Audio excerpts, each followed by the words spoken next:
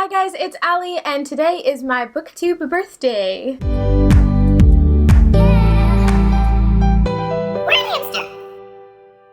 I posted my first video onto this website exactly a year ago today, and so to celebrate, I thought I would do the Booktube birthday tag created by Average Joe Reads. I will leave his video linked below, and also answer some questions that I got from you guys on social media. So, without further ado, let's get into the first question on the tag. Question 1 is, how many years are you celebrating on Booktube? I am celebrating exactly 1 year. Question 2 is, what keeps you motivated to continue making videos? The community is definitely a big one for me. I'm notoriously bad at maintaining online spaces, especially on social media. Like, I think the last time I went on Facebook was to announce that I was engaged, just changing my relationship status, and before that, I think it was like years beforehand that I posted anything on that site. And before joining YouTube, I literally never used Twitter, so it is definitely a plus for me. It helps keep me motivated to stay current in the community by continuing to upload content, but also to engage with other people's content and to engage with other creators on other online spaces. Question 3, what are 3 of your favorite videos you've made this past year and why? For me, I think definitely one of them would be the Stories of My Life video that I posted just recently. That one was just a really fun idea that I had of thinking of like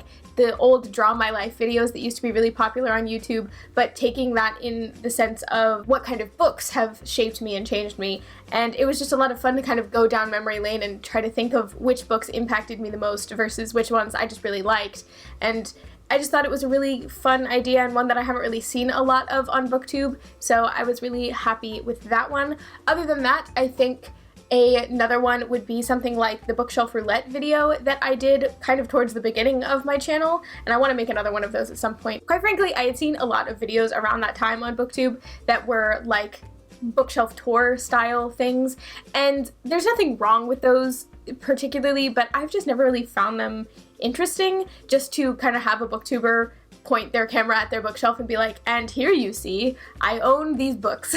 And I always found myself wondering, well, I don't really care if you own it, I want to know what you think about it, if you've read it, or if you have read it, if you've liked it, or if you didn't like it. And so I wanted to come up with a video idea that could A, make a bookshelf tour a little bit more interesting and exciting, and also something that might be able to tie in kind of a rapid fire review style video, which I do really enjoy. So I came up with Bookshelf Roulette to kind of have this kind of random draw of a book that is on your bookshelf, and then right on the spot you have to give a really quick review of it. You know, all of those kind of things that I really like to know about. Maybe I'm just nosy, but that was a really fun video, and I'm kind of proud of my idea for that because I do think it is a more interesting take on the bookshelf tour / rapid fire review thing. And thirdly, another video that I am really happy with or proud of that I made, and I've mentioned this one quite a bit, so people probably know what I'm about to say, but my 3-act structure video that I made also quite a while ago was one that I just felt really proud of, not because it's got super fancy editing or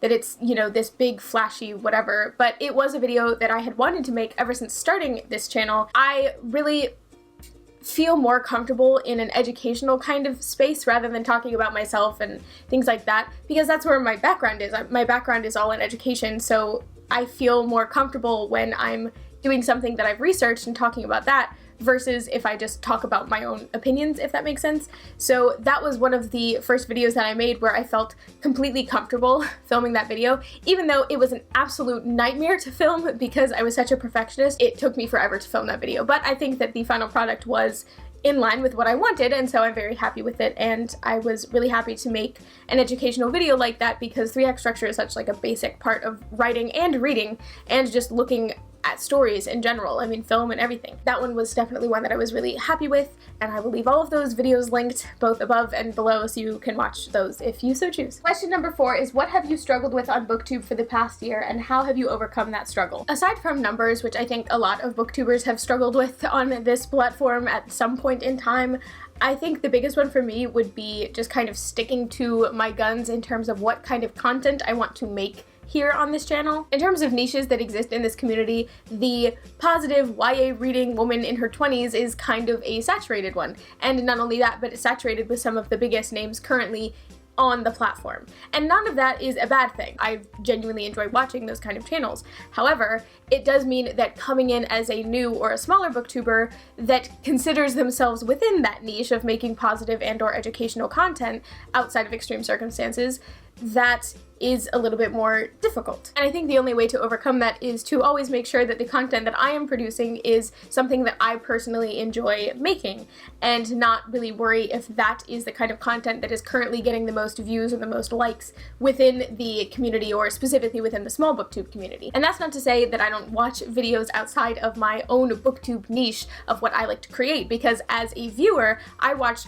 a range of different niches of booktube content, but at the same time, I have to consider what I personally want to make, and that's not always going to be the same thing as what I personally like to watch. So that is one thing to consider, I guess, in terms of coming into this platform and being prepared to make a certain type of content, only to kind of be slapped right in the face with the idea that this is not really the content that is trending at the moment, or at least in this past year, and that you're breaking into a really difficult niche to break into, so you have to do a lot of extra legwork to try to, get views without compromising the kind of content you want to make. So, the only way that I've really gotten over that is to just not really care if my videos get a bunch of views and likes and comments and stuff, because obviously I love those when they happen, but if they happen because I've made content that I'm not proud of, then it's not really worth much to me. So that one would be my answer for that. Question 5 is choose one moment from the past year on Booktube you would like to relive. If we're saying that by relive, we mean that I could go back and change something if I so desired, and you're also saying that you would give me a lot of money so that money was no longer an object, then I would have liked to have gone to BookCon this year. I was not able to go, mostly because I had already been in New York just like 2 weeks prior to go see a BTS concert with some of my friends from college, and so making that same trip twice in 1 month was just kind of financially a bad decision, not to mention how much time that would take away from all of the things going on in my life currently. So I was not able to go, but there were so many people that were there that I really love and respect, both as people and as content creators, so it would have been really nice to have met them in person. So I'm gonna go with that one. Number 6 is shout out a huge supporter of your channel. Honestly, there are so many different people that I could mention for this one. I mean, Holly, Sarah, and Rhiannon were 3 of the first people who actually spoke to me on this platform after I made my channel. So, awkward being that I am, it was really nice to have somebody who was like willingly participating in conversation and being so supportive from the get-go.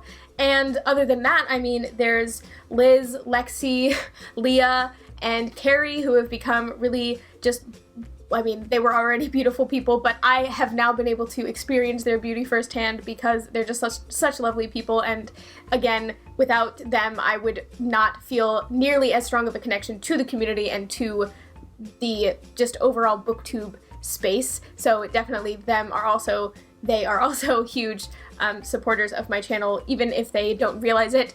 And other than that, the biggest supporter of my channel, hands down, would go to Caitlin Hunt, who is actually a viewer of my channel. She was the first person to ever comment on one of my videos, and since then she has commented on almost every single video after that. She also was actually the first winner of my word hamster contest. My very first word hamster contest, she got first place. So she has been a huge supporter of this channel from the beginning, so big shout out to Caitlin Hunt. Question 7 is, what is the best book you have read so far this year? There's a bunch of different ones I could choose for this one as well. Obviously, An Absolutely Remarkable Thing by Hank Green is my favorite book that I've read so far in 2019, and is just one of my favorite books of all time at this point. But Booktube has actually really helped me to find a lot of really interesting, cool books that have become some of my personal favorites. I read Muse of Nightmares this past year on Booktube, which is one of my favorite fantasy series of all time. It's a sequel to Strange the Dreamer, and I've also read Six of Crows and Crooked Kingdom in this past year, and those books are absolutely phenomenal, and I love them as well. And there's just so many others that I could name that I just am not thinking of off the top of my head, so there's a lot that I could choose for this one. Question 8 is, where do you see yourself in a year's time, and what do you hope to have achieved? I have a personal motto, which is basically just to hope for the best, but to expect the worst. And basically what I mean by that is that I don't really like to plot out exactly what I hope to have achieved by a certain amount of time, unless it comes along with it like specific structural steps that I can take to make sure that that thing happens. Otherwise, success is based on luck or just other people's perception of me, and Booktube is definitely one of those things, as I have learned, where the things that are under my control is whether or not I produce content and whether that content is something I am proud of. And that is literally the only thing that I have control over, other than, you know, if I make something that is super trendy or whatever. But other than that, in terms of how many subscribers I have, how many likes or comments, or, you know, whether or not I'm monetized, a lot of that is dependent on you guys, and a lot of that is dependent on other people who might watch my stuff. So in terms of, you know, do I hope to have achieved 1,000 subscribers? That would be great. I can't say that that is going to happen with any kind of confidence. I can only say that, like, it would be great if I did have more followers than I do now, but that's, you know, something that is only somewhat within my control. So the only thing that I can say with absolute confidence is that in a year's time, I see myself still making videos, and I hope to have achieved still making videos. And finally, question number 9 is to tag someone who has a Booktube birthday coming up. I'm actually not sure about this one because a lot of the people who started Booktube around the same time as me have already had their Booktube anniversaries pass by before mine, and anybody who is after that, I don't know exactly when those are. So I wasn't actually specifically tagged in this post, I just did it because my Booktube anniversary was coming up, and so the same goes to you. If your Booktube anniversary is coming up, feel free to consider yourself tagged by me, and I would very much appreciate and enjoy watching your videos. So just do it if you feel it. And that is it for the tag portion of this video. So now let's get into some of the questions that I got from you guys off of social media. These first 2 questions come from my lovely friend Leah, and she asks, question 1, what is something you are really loving about your writing right now? I have actually just passed the midpoint on my current work in progress, and if you have not been kind of following my work in progress journey, I will give you a quick recap. I started writing a very rough draft of my current work in progress this past November for NaNoWriMo. I got up to a little bit past the midpoint and then pretty much got slapped in the face with the realization that nothing past that point was going to make sense with the way that I had written the story to that point. So a lot of stuff needed to be changed, a lot of characters needed to be cut or altered in a significant way, and the plot itself needed to be shifted and changed. So I made the decision that a lot of people don't agree with, and I personally don't also agree with. You know, I think you should continue writing your draft and finish your draft before you go back.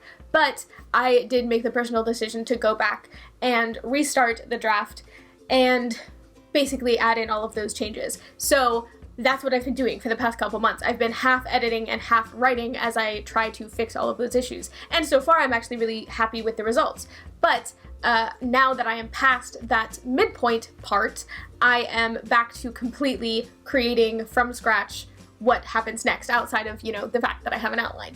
But that's really exciting. It's also really terrifying because now that I've been in this kind of half editing, half creative mode for the past few months, going straight into just creation is a little bit daunting, but it is overall a positive, happy experience, so I am definitely happy about that. And question number 2 from Leah is, if you could change one thing about a fantasy book that you love, what would it be? I think we all have little things that we would like to change about the books that we love just for the sake of personal preference, but one thing that I think would be objectively better if a change was implemented would be to add more diversity of all sorts into the Harry Potter series. And I say that because I think what is so successful about the Harry Potter series is the fact that the world feels so accessible, it feels so real, and part of that is because the whole idea of it is that this wizarding world is coexisting with our world. It is right up against our current modern times. It's not like Lord of the Rings where it's like far, far away, or Star Wars where it's like, you know, this huge sci-fi whatever. It's something that is supposed to be completely intertwined with our world without us realizing it. So it makes it very accessible. It makes us think that we might be getting our Hogwarts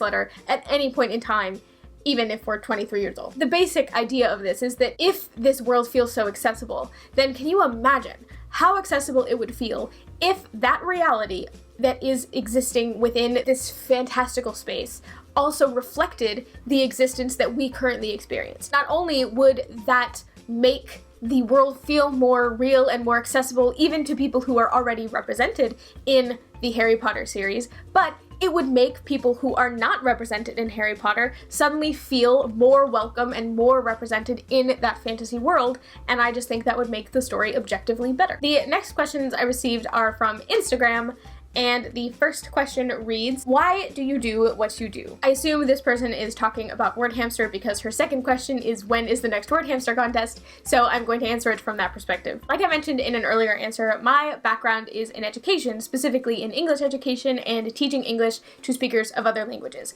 But coming out of college, I wanted to use that knowledge and that background in a way that could benefit young writers. As a kid, it often felt like creative writing was taught as this kind of mixed bag between completely free spirits who thought that there was no way that you could at all teach a creative pursuit, or people who were like drill sergeants who had such strong requirements for grammar and spelling and all of these things that the way that you wrote was so little about your intent and your voice as it was about writing a structurally perfect story. And that was a frustrating climate to grow up in as a young writer. I was constantly bouncing my time between desperately trying things on my own, trying to be this free spirit where I just figure everything out as I go, or desperately trying to do some research online to see how other people do this, how are other people getting these results, and I can't figure out how to replicate that. So when I was in college learning how to structure a curriculum or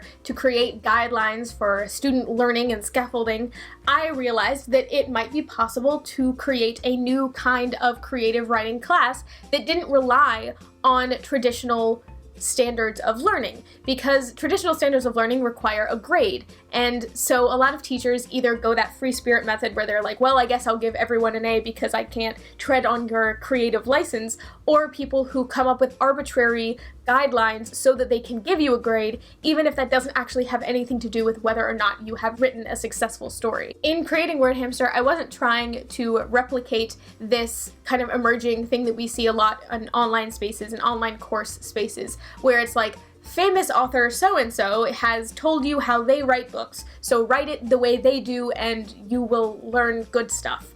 Rather, I was trying to create a place where young writers could go to find all of the tools that they might need and let them choose which ones they want to employ in their own writing, to tell them how these things work and how story structure works, how do we perceive stories and how do we interact with them, and let them choose what methods they want to use, whether that be just because they like it better or if they have a specific thing that they're going for in their stories. Basically, I wanted to come up with something that I would have really liked as a kid. I didn't want to tell young kids, here's how to write a story. I wanted to say, here is how we perceive story structure. Here are the foundational elements that make for traditional stories, and here's how you might want to employ them in your story. Otherwise, here are some ways that other people have deviated from that story structure. Here's the effect that that gave,